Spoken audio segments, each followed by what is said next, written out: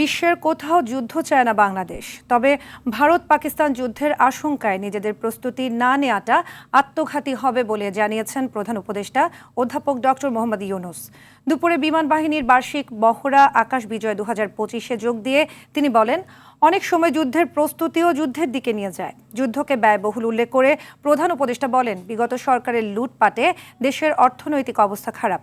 বিদ্যমান অর্থনৈতিক বাস্তবতা মেনে কর্মপরিকল্পনা ঠিক করতে চায় সরকার।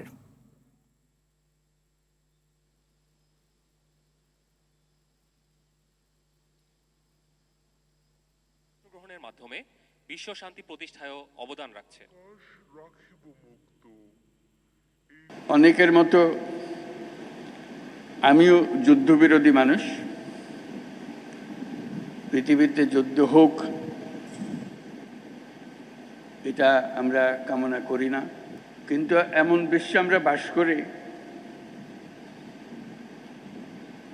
প্রতিনিয়ত যুদ্ধের হুমকি আমাদের ঘিরে থাকে। তখন আমাদেরই কাছে